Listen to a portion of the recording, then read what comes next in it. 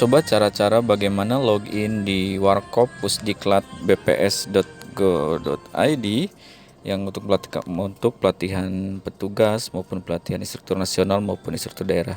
Kita langsung saja buka Chrome. Kalau menggunakan Chrome, kita buka Chrome-nya, lalu akan muncul, kita pilih pusdiklat.bps.go.id/warkop. Maka akan muncul seperti ini. Maka akan muncul seperti ini.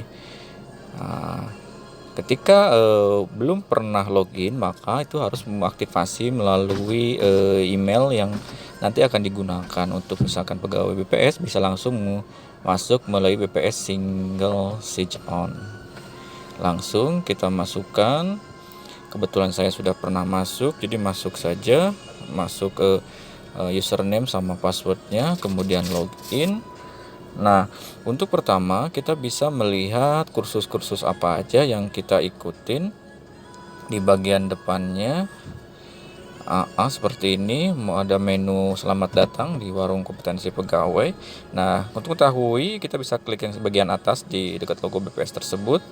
Nah, di sini untuk yang ini akan terdaftar kursus-kursus yang pernah kita ikuti maupun yang sedang kita ikuti. Contoh di sini adalah UTP PAPI 3 ST 2023 di Jambi.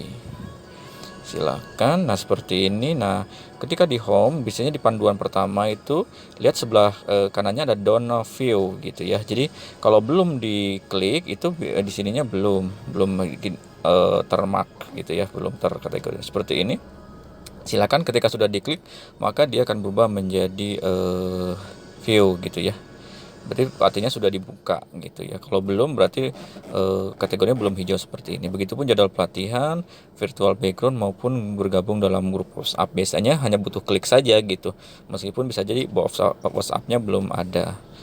Nah, ini harus dilakukan karena tahapan-tahapan selanjutnya itu ternyata memerlukan dari proses sebelumnya. Ketika proses sebelumnya sudah dilalui, maka proses selanjutnya bisa akan kita ikuti. Seperti itu. Banyak terjadi kesalahan adalah ketika ternyata misalnya dia nggak bisa diklik, ternyata belum melakukan proses sebelumnya. Ikutin tahapan-tahapannya. Nah, seperti ini sampai sini. Kemudian ada MOOC gitu ya, pelajaran mandiri. Kita klik aja di sini. Seperti ini. Nanti akan terlihat tahapan-tahapan dalam MOOC tersebut. Misalkan di sini petunjuknya ada tanggalnya, kemudian ada materi seperti itu. Dan ada waktunya juga ada. Nah, di sini jangan lupa ada attendance atau dalam ininya absensi ya. Kalau di sini lihat sudah ada receipt grade, artinya saya sudah melakukan absensi. Kalau belum, itu silakan klik aja attendance MOOC-nya. Kemudian nanti dipilih ada pilihannya setiap tanggal ya, setiap tanggal. Dan sekarang ini absensinya ini ya untuk MOCC itu hanya biasanya sekali gitu ya, tapi untuk pas pelatihan jarak jauhnya nanti ada pagi dan sore. Seperti ini, saya hadir Sabtu 18 Februari sudah hadir. Nah, besok berarti saya harus absen lagi, tinggal diklik di bagian sini.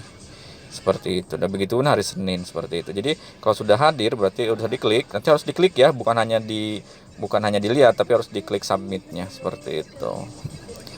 Ini untuk 3 hari ke depan MMOC seperti itu. Jadi jangan hanya diklik gitu aja tapi dilihatin ada submit di situ seperti itu. Oke, kita lihat berikutnya.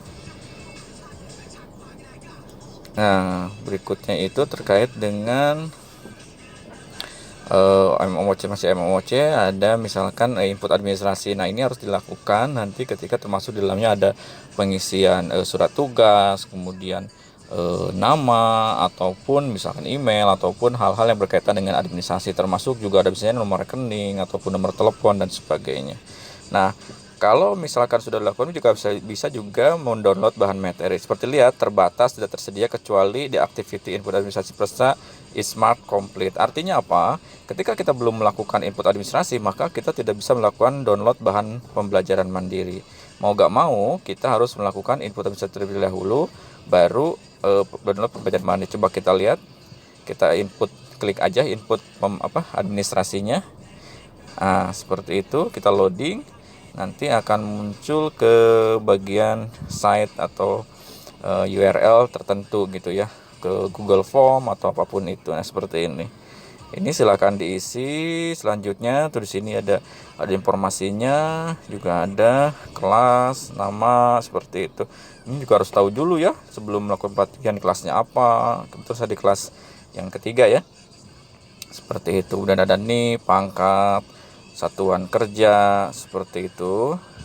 Kemudian juga nah ini ada upload surat tugas. Silakan surat tugasnya di-upload di sini dan didapatkan dari tempat Bapak Ibu berada. Gitu ya, terusnya peran dalam pelatihan. Nah, di sini peran dalam pelatihan kita itu kan nggak ada Indah ya, itu masuknya adalah perannya sebagai siswa gitu ya. Jadi jangan salah gitu ya. Pelatihan INAS pun itu sebetulnya perannya adalah sebagai siswa ketika kita belajar yang dilatih gitu ya. Jadi INAS di sini maksudnya itu yang memberikan pelatihan. Jadi kita di sini konsepnya sebagai siswa seperti itu. Kemudian nanti next dan selanjutnya. Kebetulan saya belum ada surat tugasnya, jadi belum bisa melakukan uploadnya ya, seperti itu. Kita kembali lagi. Nah, nanti bahan ajar berarti setelah melakukan input administrasi baru bisa dilakukan pendownloadan bahan ajar. Dan kemudian hari Senin ada kegiatan overview, dan sesi siangnya ada pembelajaran orang dewasa mengenai tata cara bagaimana menghadapi pembelajaran yang dilakukan oleh orang dewasa. Artinya siswanya adalah orang dewasa. Baik, mungkin itu saja dulu untuk hari ini. Terima kasih, semoga bermanfaat.